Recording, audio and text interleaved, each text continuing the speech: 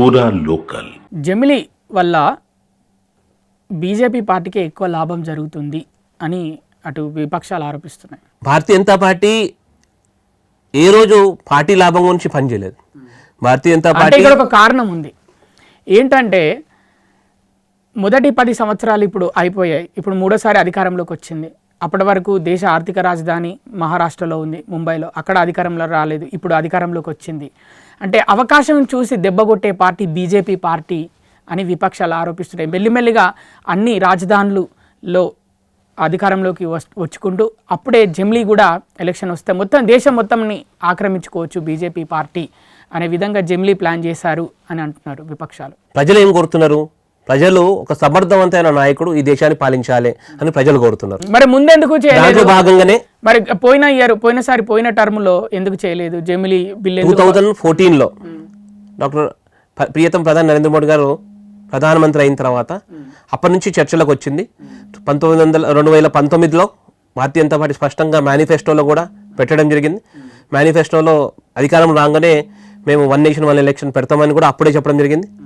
కానీ మెల్లమెల్లగా దానికి అనుకూలమైన వాతావరణం నిర్మాణం చేసిన తర్వాత సందర్భం చూసి ఈరోజు దానికి కేవలము మేనిఫెస్టోలో పెట్టడంతో మాత్రమే సరిపోదు, దాని సరైన సమగ్రమైన చర్చ జరగాలి, దాని ఒక విధి విధానాలు ఏ రకంగా ఉండాలని ఈ దేశ మాజీ రాష్ట్రపతి రామ్నాథ్ కోవింద్ లాంటి మహానుభావుని ఒక కమిటీ వేసి పర్యంగా అన్ని రాష్ట్రాలు తిరిగిన తర్వాత అందరితోని వారు అన్ని పార్టీలతోని అన్ని రాష్ట్రాలతోని వాళ్ళు ఇన్పుట్స్ తీసుకొని తర్వాత ఒక దాదాపు 1600 డాక్యుమెంట్ తయారు చేసి ఈ దేశానికి జమిలీ ఎలక్షన్ ఏ రకంగా అవసరమో అది ఏ రకంగా అమలు చేయాలి, ఈ అమలు చేసినట్టయితే రాబోయే రోజులలో దీనివల్ల మంచి ఏ రకంగా జరుగుతుంది అనే విషయాలు అన్ని విషయాలు కూడా క్రోడీకరిస్తూ వారు చూపించిన ఏదైతే డాక్యుమెంట్ తయారు చేసారో ఆ డాక్యుమెంట్ స్పష్టంగా అందరి ప్రతివాదనలు విన్న తర్వాత అప్పుడే ప్రభుత్వము ఈ జమిలీ ఎలక్షన్ పెట్టాలనే ఒక ఆలోచనకు వచ్చింది.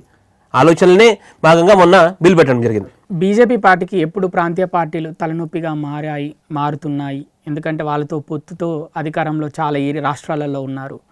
ఇక రానున్న రోజుల్లో ఈ తలనొప్పి వద్దు, మనకి జమిలీ అనేది ఖచ్చితంగా కావాలి అనే విధంగానే ముందుకెళ్తుంది అని అంటున్నారు బీజేపీ పార్టీ అని అంటున్నారు. భారతీయ జనతా పార్టీ సబ్కా సాత్ సబ్కా వికాస్ సబ్కా విశ్వాస్ అనే నినాదంతో ముందుకు పోయే పార్టీ. మరి ప్రాంతీయ పార్టీలతో ఎందుకు కలుస్తుంది? ప్రాంతీయ పార్టీ ఏ పార్టీ అయితే ప్రజా సంక్షేమ నిమిత్తం పనిచేస్తుందో వాళ్ళందరితో కూడా మేము స్నేహంగా ఉన్నాం. ఆంధ్రప్రదేశ్ చూసినట్టయితే అటు చంద్రబాబు నాయుడు గారు ఒక సమర్థవంతమైన నాయకుడు, అక్కడ ఆయన అవసరం ఉంది అని గ్రహించి వారితో స్నేహం చేసినాం. ఆ రకంగా ఎక్కడెక్కడైతే పక్కకున్న మహారాష్ట్రలో చూసినట్టయితే హిందూ భావజాలంతో ఛత్రపతి శివాజీని ఆదర్శంగా తీసుకొని ప్రారంభమైన ఒక పార్టీ శివసేన. ఆ శివసేనలో శ్రద్ధే బాలాసాహెబ్ ఠాక్రే గారు ఏ రకంగా అయితే ఆ పార్టీని ముందుకు తీసుకుపోతూ దాంట్లో కాంగ్రెస్ పార్టీ ఓవర్టేక్ చేసి దాన్ని బ్రేక్ చేసే క్రమం మనం అందరం చూసినాం.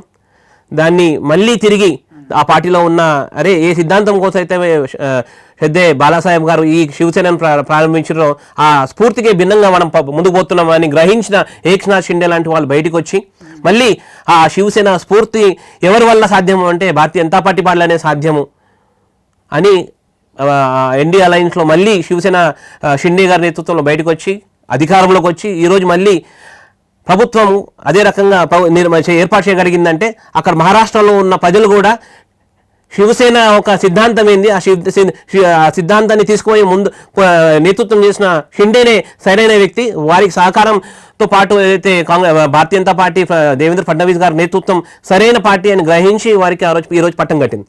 ఆ రకంగా ఎక్కడెక్కడైతే ఏ రాష్ట్రాలలో అయితే అక్కడ స్థానికంగా ఉన్న పార్టీలు ప్రజాహితం కోసం దేశహితం కోసం ఆలోచన చేస్తూ పనిచేస్తూ ముందుకు పోయే పార్టీలు ఉన్నాయి. వారితో ఎప్పుడు కూడా మేము స్నేహం చేసినాం. వారితో కలుపుకొని ఎన్డీఏలో భాగస్వాములు చేసుకొని వారితో కలిపి దేశాన్ని అధికారంలోకి వచ్చినా కూడా ఎన్డీఏ కలిపి అధికారంలో కూటమిలాగా ఉన్నాం. కానీ ఏ రోజు కూడా ప్రాంతీయ పార్టీలని అణచివేయాలి అనే మానసికత భారతీయ జనతా పార్టీకి ఎప్పుడు కూడా లేదు.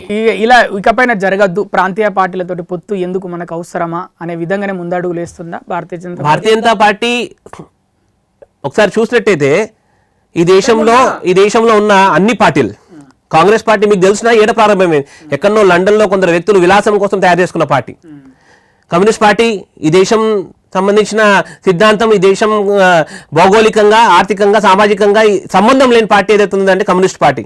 అది పోగా కొన్ని ప్రాంతీయ పార్టీలు, వారి యొక్క కుటుంబ స్వలాభం కోసం తయారైన కొన్ని ప్రాంతీయ పార్టీలు. భారతీయ జనతా పార్టీ ఏకైక పార్టీ. ఈ దేశం మొత్తం నలుమూలలో కూడా అందరూ కూడా ఇది నాది అనిపించే ఒక ఏకైక పార్టీ ఏదైనా ఉన్నది అంటే అది భారతీయ జనతా పార్టీ. అంటే భారతీయులందరూ కూడా మనస్ఫూర్తిగా దాంట్లో సభ్యత్వం తీసుకోవడానికి మొన్న జరిగిన ఏదైతే సభ్యత్వ నమోదు కార్యక్రమంలో స్పష్టంగా ప్రీతం ప్రధాని నరేంద్ర మోడీ గారు చెప్పారు, భారతీయ జనతా పార్టీ భారతదేశంలో ఉన్న ప్రజలందరూ కూడా చేరాల్సిన పార్టీ అని వారు స్పష్టంగా చెప్పారు.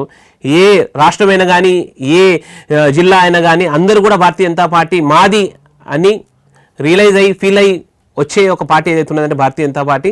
అందరూ బూత్ నుంచి మొదలుకొని ఢిల్లీ వరకు కూడా మేమందరము ఒక గ్రౌండ్ ఫంక్షనరీస్ తయారు చేసుకుంటూ ముందుకు పోయి బూత్ నుంచి డివిజన్ నుంచి జిల్లా నుంచి రాష్ట్ర స్థాయిలో ఒక క్రమబద్ధంగా మా పార్టీ సిద్ధాంతం పరంగా ఏదైతే రాజ్యాంగం ఉందో దాని ఆధారంగా నడుచుకుంటూ వస్తుంది. కాబట్టి దాన్ని అదే సిద్ధాంతం అదే క్రమంలో మేము ముందుకు పోతాం. వేరే పార్టీకి సంబంధించి వేరే పార్టీ ఎదుగుదలని మా గురించి ఏమాత్రం పట్టించుకోం.